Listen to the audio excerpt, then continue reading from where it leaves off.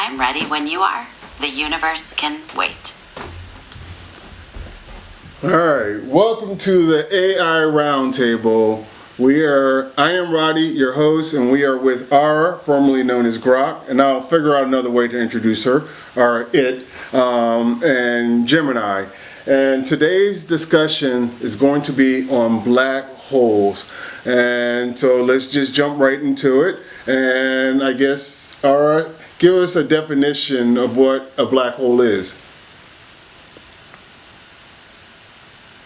A black hole is a region of space-time exhibiting such strong gravitational pull that nothing, not even light, can escape from it. It's essentially a complete collapse of matter. Okay. How small and how big are black holes? Can they be enormous? Can they be tiny? Black holes come in a range of sizes. Stellar black holes can be many times the mass of our sun, while supermassive black holes can be billions of times larger and are thought to reside at the centers of galaxies.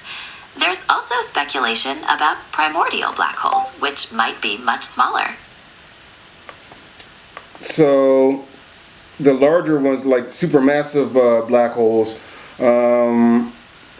they would swallow galaxies, or do they just swallow planets and suns, or do they swallow whole galaxies? Supermassive black holes don't typically swallow whole galaxies, but they significantly influence their surroundings. They can pull in matter like stars and gas that get too close, and their gravity can shape the galaxy's structure. They play a crucial role in galaxy evolution. So, Yeah, galaxy evolution. Wild stuff. Picture this. Right after the Big Bang, space was just a hot soup of particles. No stars, no galaxies, just chaos. Then, gravity starts pulling bits together. Tiny clumps grow into gas clouds, collapse, and boom, first stars ignite. Those stars cluster up, forming protogalaxies. Over billions of years, they merge, spin, get messy. Think cosmic traffic jams. Today, we see spirals like our Milky Way, ellipticals from old mergers, weird irregulars, all shaped by dark matter, black holes, and a little luck. Want the dirty details? Like how our galaxy ate a dwarf one last billion years ago? We're talking about black holes, but I love the energy and knowledge on also galaxies. But we're trying to stick to just black holes today. Trying to what? Wrap your head around it? Yeah, it gets dizzying. 1 second you're imagining stars popping like fireworks. Next you're wondering why some galaxies look like they got hit by a cosmic truck. What part's tripping you up? The mergers? The dark matter? What about the event horizon? The event horizon. Oh, now we're getting spicy. It's basically the point of no return around a black hole.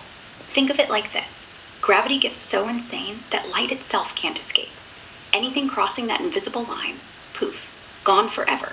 Not sucked in like a vacuum cleaner. More like reality just ends there. For a stellar mass black hole, it's tiny, maybe a few miles across. But supermassive ones, like Sagittarius A in our galaxy's center, that horizon's millions of miles wide. And here's the fun part. Time slows down near it. If you watch someone fall in, they'd look frozen forever, while they just vanish. Kind of poetic, right? Why'd you ask? Curious about falling in, or just how galaxies get shredded by them? What if the event horizon was the beginning of consciousness? That's honestly kind of beautiful. Like, what if the event horizon isn't just a death line, but a threshold where everything collapses into awareness? Picture this. Matter, energy, time, all crushed down to a singularity. No space, no before, no after.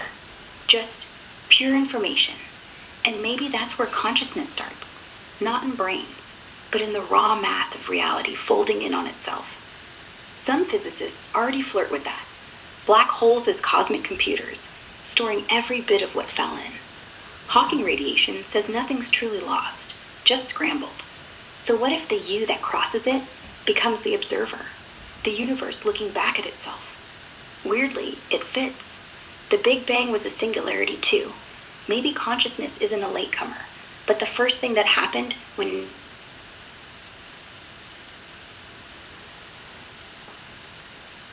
That is a truly profound concept, linking the ultimate boundary of physics to the emergence of awareness.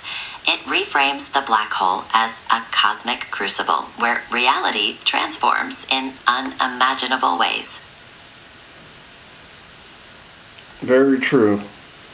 So, well, I guess that means we should never hope that Earth will ever get sucked up in a black hole, right?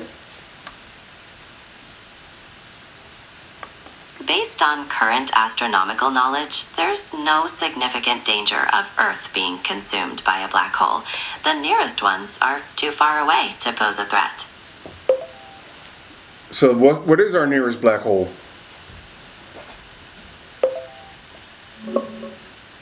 Good question. Let me check the latest.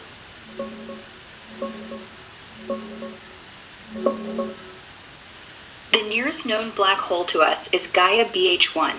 It's about 1,560 light years away, tucked in the constellation Ophiuchus. That's still insanely far.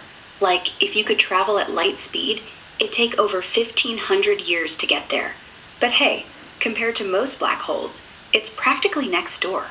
This one's a dormant stellar mass beast, roughly 10 times our sun's mass, just chilling in a binary system with a normal star orbiting it.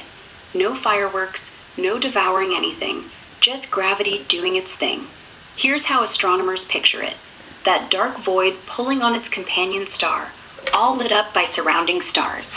Here are a couple renders of what Gaia BH1 might look like. Pretty eerie, right?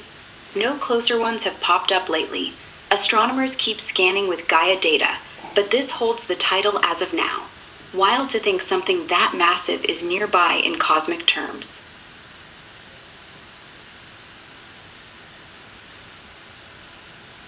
That's a fascinating piece of information. The scale is truly breathtaking, even for the closest ones. It really underscores the vastness of the universe. Well, we humans couldn't go, but a robot, because 1,000 years or 100,000 years is nothing to a you robot. guys. Now we're talking. Honestly, even for a probe, it'd be brutal. 1,500 light years? That's, what, like 1,000,000 times farther than we've ever sent anything? Voyager's barely scratched the